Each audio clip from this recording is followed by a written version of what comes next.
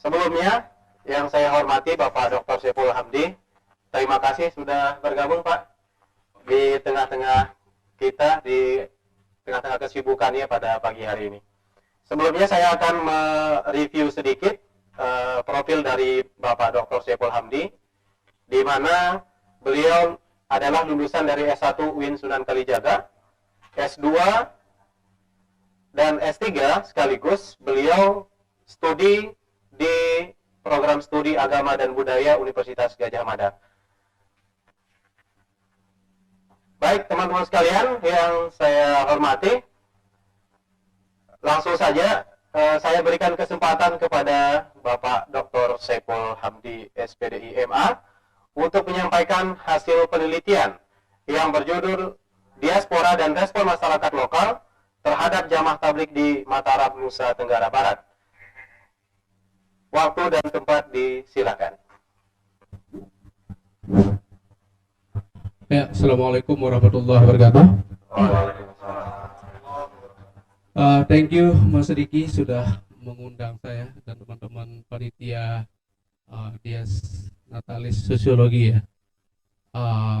Hari ini kita berdiskusi tentang salah satu hasil riset saya di tahun 2020, yakni tentang diaspora jamaah tabligh dan bagaimana respon masyarakat lokal. Sebelum saya membahas ke sana, saya ingin mencoba memflashback kembali tentang bagaimana pergeseran-pergeseran identitas keagamaan yang berkembang di Lombok khususnya dan di Nusa Tenggara Barat. Kita tahu pendekatan yang selama ini digunakan melihat keberagaman itu pendekatan yang monolitik, gitu. Bahwa Islam Sasak itu seolah-olah diwakili oleh Islam Wetutelu, ya kan? Atau setidaknya ada dua identitas keislaman, yakni Wetutelu dengan Waktu Lima. Kita tahu tulisannya Ibu Dr. Erni Budiwanti misalkan, beliau yang dulu pernah riset di Bayan, kemudian bukunya sangat populer tentang Islam Waktu Telu. Tetapi untuk konteks sekarang kalau kita perhatikan bahwa melihat Islam di Lombok ya khususnya itu harus kita dalam banyak pendekatan ya, dan juga melihat dari multi layers ya. Jadi kalau kita perhatikan sebenarnya ini pemetaan saya ya, Islam di Sasak itu bisa kita lihat dari 4 ya. Ini rumusan saya. Yang pertama, Islam berbasis kultural ya, Islam syariah berbasis kultural. Kemudian yang kedua itu adalah Islam syariah berbasis spiritual. Kemudian yang ketiga adalah Islam syariah berbasis politik. Dan yang keempat yang ketiga adalah Islam syariah berbasis tekstual. Yang keempat adalah Islam syariah berbasis politik. Ini sebelum saya bahas riset saya ya. Jadi yang pertama, bahwa Islam syariah berbasis kultural. Jadi kita tahu pasca reformasi ini, penguatan identitas lokal kita ya, termasuk simbol-simbol kebudayaan kita terus menguat. Jadi ketika pada masa Soeharto ada hegemonisasi kebudayaan yang terjadi ya, di masyarakat kita, karena kita tahu Soeharto ini ingin melakukan nasionalisasi begitu. Seolah tidak ada kekuatan-kekuatan lokal yang muncul ya, semua diseragamkan.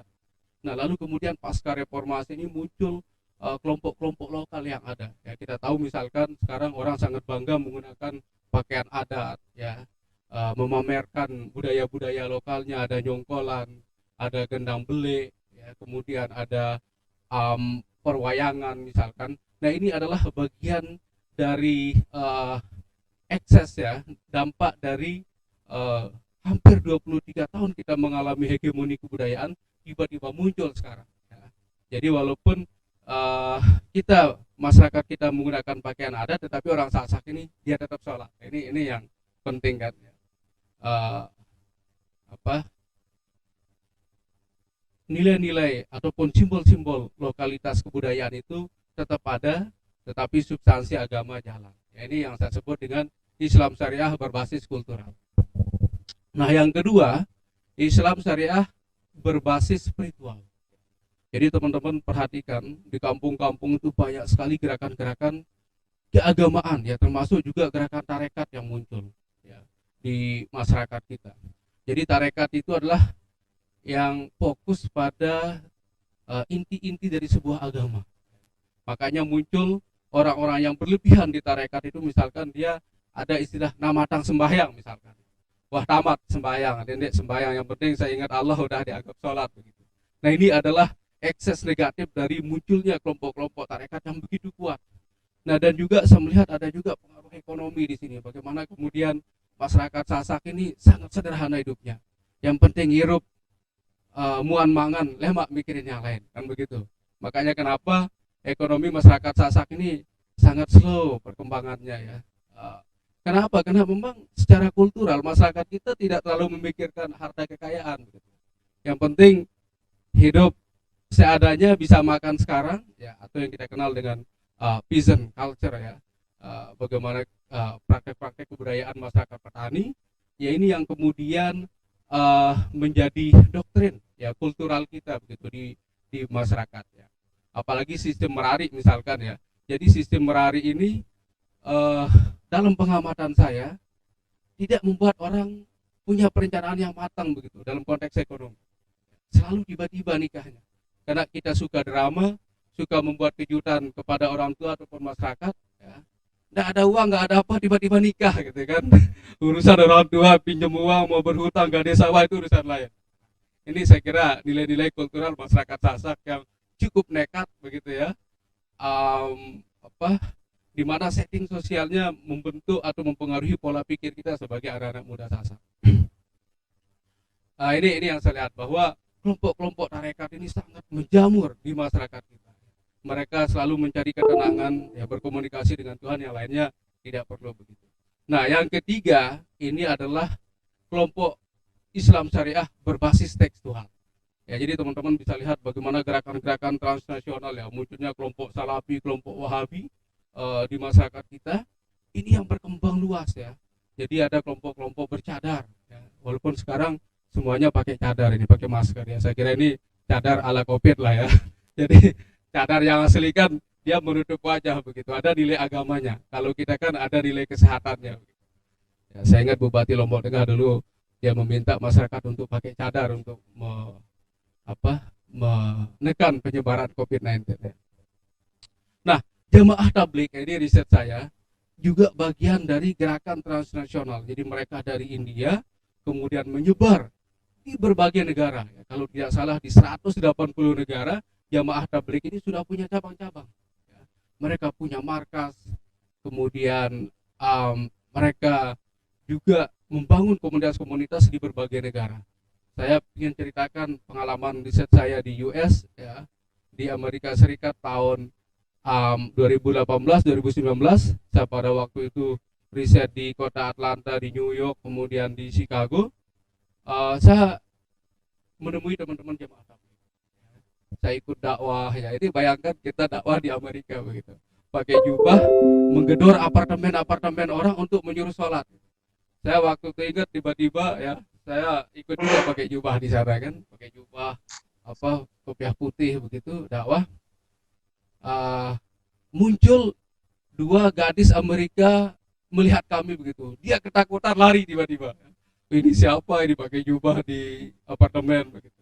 Tapi ya itulah yang terjadi di masyarakat yang saya riset tentang jamaah tabligh ini. Salah satu gerakan keagamaan ya transnasional yang sangat kuat sekali, tradisi keagamaannya berkembang di Indonesia, termasuk di Lombok, Nusa Tenggara Barat. Kita akan bahas nanti. Nah, yang keempat adalah kelompok syariah Islam berbasis politik ya. Jadi kita tahu Tuan Guru Bajang Efek ya, setelah menjadi gubernur banyak sekali tokoh-tokoh agama terlibat di dunia politik ya, entah menjadi bupati, wali kota. Dan ini yang saya sebut dengan Islam berbasis politik ya, walaupun dia Tuan Guru tidak lagi ngurusi maulid, ngurusi dakwah ya, tetapi ekspansi mengurus kebijakan-kebijakan negara. Saya kira ini positif juga, tidak bisa kita lihat dalam satu kacamata yang negatif ya. Mungkin di mata orang, wah politik itu negatif, tapi menurut saya politik itu positif. Karena siapa yang menentukan negara ini ya, kalian bisa kuliah gratis, ya kalian harus masuk politik. Kayak kira-kira itu ya. Oke, kita ke pembahasan tentang diaspora jamaah tabligh. Ya, jadi kita tahu um, jamaah tabligh ini seperti yang saya katakan tadi muncul di India, ya, itu di daerah Deobandi namanya. Jadi Deobandi ini anggaplah seperti Pancor ya, ataupun Anjani di mana ada kawasan pesantren, atau Nurul Hakim yang ada di Lombok Barat, ya, di Kediri. Nah, jadi salah satu pendirinya ya, yang kita kenal dengan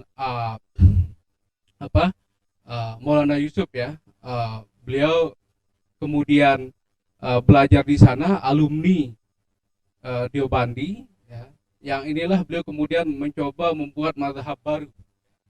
Saya katakan mazhab karena mazhab dalam arti tidak tradisional ya, tidak bicara fikih saja, tetapi pola-pola pendekatan juga bisa kita katakan mazhab. Nah, jadi jamaah tabligh ini adalah gerakan baru, mazhab baru di Islam yang punya karakter-karakter khusus begitu ketika mereka berdakwah di masyarakat. Nah, jadi mereka muncul di tahun 1930-an ya, kemudian menyebar ke berbagai negara. Nah, di Indonesia mereka datang sekitar tahun setelah merdeka ya, tahun 50-an mereka sudah ada di Indonesia. Jadi kita tahu jamaah tabligh ini delegasinya mampir di Jakarta lalu membuat markas mereka yang ada di Jakarta yang sekarang kita kenal dengan Masjid Jami ya. Jadi sangat besar sekali gerakannya di sana. Nah, lalu bagaimana mereka bisa datang ke Lombok? Ya. Teman-teman tahu kan jamaah tabligh? Ya. Saya juga dulu ya sampai sekarang sebenarnya ikut jamaah tabligh karena peneliti itu harus bisa di mana-mana begitu. Ya. Jadi kalian sebagai sosiolog, sebagai antropolog kalau benar-benar mau memahami, ya we have to be inside. Jadi kita harus masuk ke dalam, nggak bisa kemudian kita observasi dari luar ya, melihat dari luar ini apa yang dikerjain ya. Artinya itu tidak maksimal ya, tidak maksimal. Tetapi kalau kita going inside, kita ke dalam, maka kemudian kita bisa tahu apa yang mereka lakukan di sana. Nah, jadi jamaah tabligh ini kemudian datang ke Indonesia dan datang ke Lombok dibawa oleh salah satu tokohnya di Masjid Raya, Pak Haji Didi ya, di tahun 80-an. Lalu kemudian sekarang sudah menguasai hampir seluruh masjid yang ada di Lombok. Jadi salah satu karakter dari jamaah tabligh ini adalah ya, mereka mendakwahi teman-teman Muslim. They preach on Muslim community. Ya, jadi mereka mendakwahi teman-teman Muslim, bukan non-Muslim. Ini menariknya ya. Karena bagi mereka supaya orang luar tertarik kepada Islam, kita dulu memperkuat Islam kita begitu. Ini dakwah sibuk di luar, mendakwahi orang, tetapi umat Islam sendiri kalau menurut mereka jarang sholat. Ya ini ya apa? Saya tidak mengatakan saya rajin sholat ya, maksudnya ini perspektif jamaah tabligh ya. Mengaku Muslim tetapi jarang ke masjid ya, tidak sholat, nggak pernah dakwah misalkan. Ini yang mereka katakan bahwa Syekh Zakaria mengatakan bahwa jamaah tabligh harus mendakwahi teman-teman. Jadi salah satu ungkapan beliau yang terkenal itu adalah kuatkanlah umat Islam. Ya. Jadi dakwahi umat Islam, bukan teman-teman yang non Muslim. Jadi jamaah tabligh ini perspektif mazhab mereka ya, bahwa mereka tidak menargetkan kelompok luar, tetapi hanya teman-teman Muslim. Jadi bagaimana kemudian keberterimaan masyarakat Sasak terhadap jamaah tabligh ya? Kalau kita lihat memang banyak sekali ya resistensi ya di masyarakat ya, menolak, kemudian tidak mau masjid mereka digunakan. Tetapi day by day ya, jadi slowly kemudian mereka diterima oleh masyarakat Lombok. Ini kesimpulan saya ya, termasuk di masyarakat NTB karena cabang mereka ada di Sumbawa, kemudian di Bima, di Dompu. Mereka tidak banyak tetapi eksis begitu. Jadi di kampung itu misalkan ada 2 atau 3 yang jadi anggota jamaah tabligh. Karena bagi mereka jadi jamaah tabligh ini harus orang dapat hidayah begitu kan. Jadi kalau kalian belum masuk jamaah tabligh berarti belum dapat hidayah. Kalau saya lebih suka hidayati daripada hidayah ya. Lebih menarik gitu ya. daripada hidayah, lebih suka hidayati ya. Eh, ya, jadi jamaah tabligh kemudian mereka menguasai masjid. Ya. Artinya bahwa pelan-pelan masyarakat Sasak sudah menerima mereka. Lalu apa yang mereka lakukan sebenarnya jamaah tabligh ini? Yang pertama kalau kita lihat ya adalah dakwah.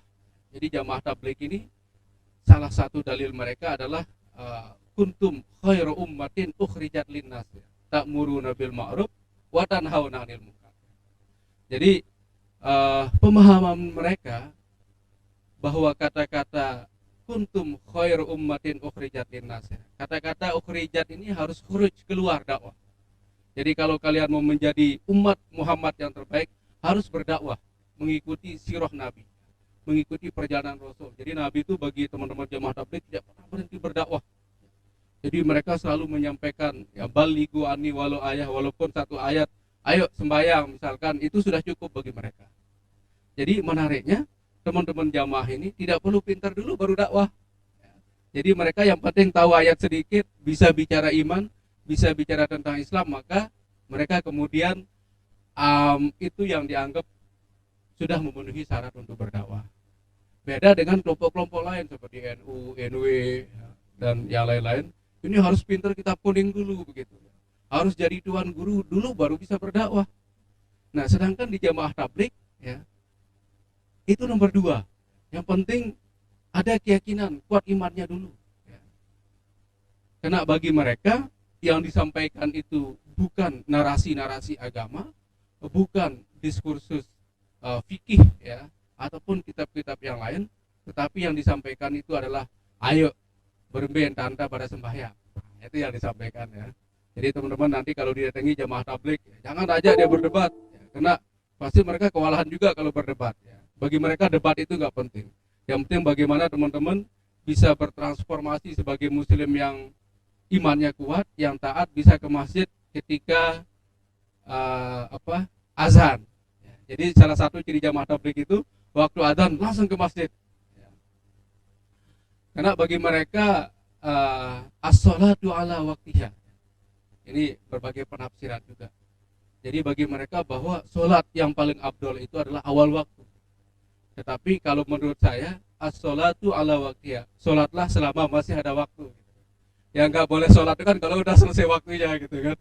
Jadi kalau teman-teman NW mungkin ya ngerokok dulu ya, santai dulu baru kita sholat ya. Tapi kalau jamaah tabligh ya, walaupun tembakonya baru digecok misalkan ya, ketika waktu sholat dia harus tinggalkan tembakau ini ya.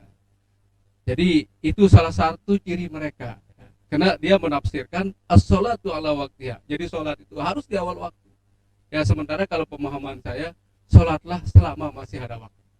Ini penafsiran saya, mudah-mudahan tidak keliru ya. Jangan dijadikan pedoman lalu kemudian sholatnya di akhir-akhir gitu ya. Ya, jadi yang afdol itu adalah di awal waktu. Nah, ini jadi teman-teman jamaah punya perbedaan. Nah, kemudian yang saya lihat yang kedua dari jamaah tabligh ini adalah mereka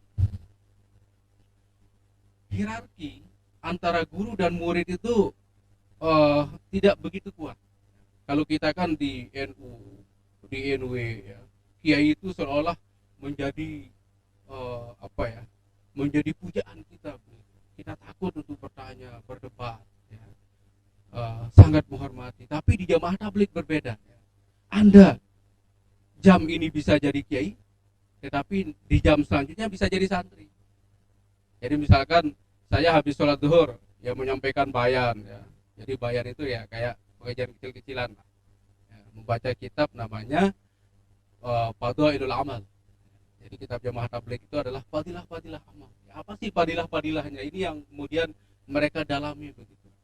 Ketika mereka sholat malam, ketika mereka meninggalkan istri untuk dakwah, apa manfaatnya begitu? Apa fadilahnya? Jadi ada yang menarik misalkan ya, logika teman-teman jamaah tabligh ini kadang-kadang menarik juga. Kenapa kemudian mereka meninggalkan perempuan untuk dakwah? Ya. Tentu kalau kita lihat, wah ini bagian dari menelantarkan perempuan, kira-kira begitu ya. Perempuan ditelantarkan. Tetapi bagi mereka bahwa perempuan itu tidak boleh bergantung kepada suami, harus bergantung kepada Allah. Ini logika mereka ya. Jadi ada juga misalkan empowering woman di sana. Jadi strengthening gender lah ya. Jadi penguatan gender di sana ada juga nilainya kan. Jadi kalau perempuan bisa mandiri, ditinggal untuk dakwah, ya ada nilai gendernya di sana. Tapi kalau bagi kita kan wah ini ya yang sarang seni nah, dia misalkan ya ditinggal dakwah dan ratakan ya kira-kira gitu ya. Tetapi bagi mereka wah ini misi kita, Allah akan menolong kita gitu. Walaupun mereka ekonominya sederhana, keyakinannya kuat ya, Allah yang akan menolong. Nah, jadi tadi kembali kepada hierarki sosial keagamaan ya dalam konteks jamaah tabligh ini, bahwa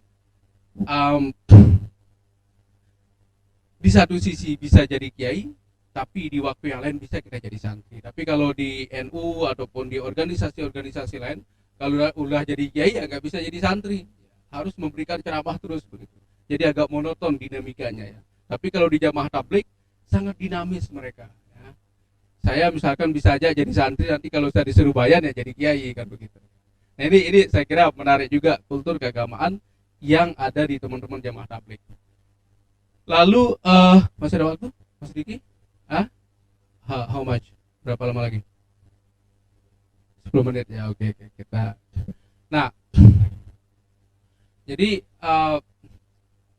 karakter yang lain atau ciri-ciri yang lain dari teman-teman jamaah ini adalah bagaimana kemudian seperti yang saya katakan tadi, mereka menguatkan posisi perempuan.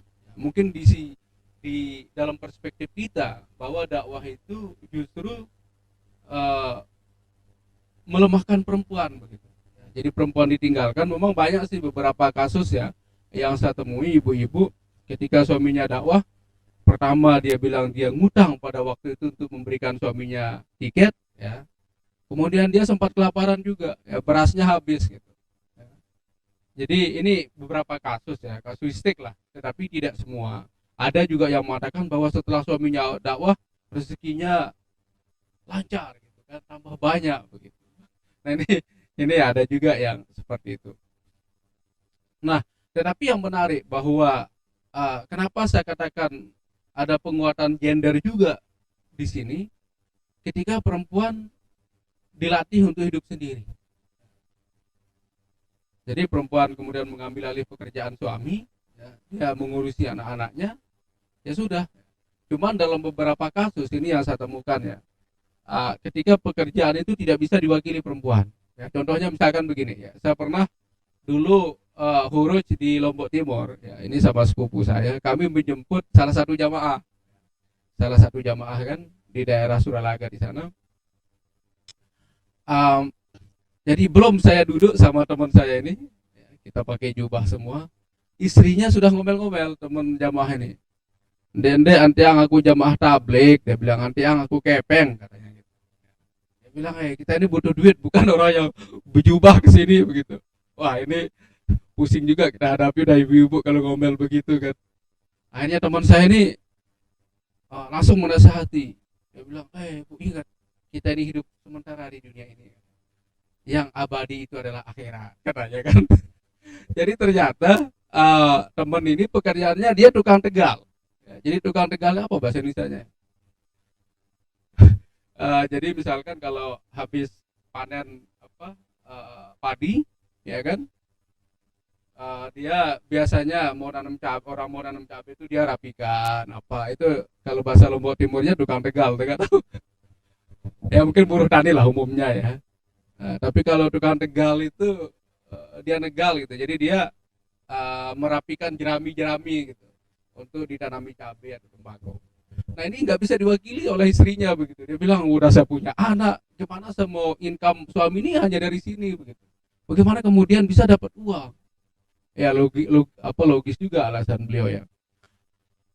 Yaitu ya bahwa di satu sisi mungkin ada nilai penguatan gender, tapi di sisi lain juga ya lalu orang mempertanyakan apa tugas suami sebenarnya begitu. Sehingga banyak sekali perempuan protes kalau suaminya ikut dakwah. Ini saya kira challenging ya, tantangan besar yang dihadapi oleh teman-teman jemaah tabligh.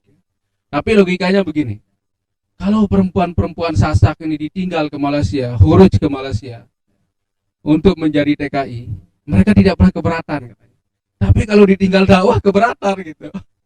Ya, ini logika mereka. Kenapa kemudian kalau ke Malaysia itu nggak apa-apa, tapi kalau ke apa? Kalau ditinggal dakwah kok protes gitu kan? Nah, ini argumentasi mereka ya. Oke, kemudian salah satu juga agenda jemaah tabligh kalau kita lihat di Lombok ini yang positif yang saya lihat, selain tadi penguatan gender, mereka juga ada edukasi. Jadi jemaah tabligh ini ada gerakan yang saya lihat mereka yang mungkin gerakan yang populer sekarang ya. Orang kan selalu membuat sekolah tahfiz. Ya. Jadi jemaah tabligh ini di mana-mana markasnya, kalau kita selidiki ke dalam pasti ada sekolah tahfiz di sana. Ya. Termasuk di Patani, di Thailand Selatan, ya. Kemudian di Amerika Serikat juga mereka punya sekolah tahfiz. Ya.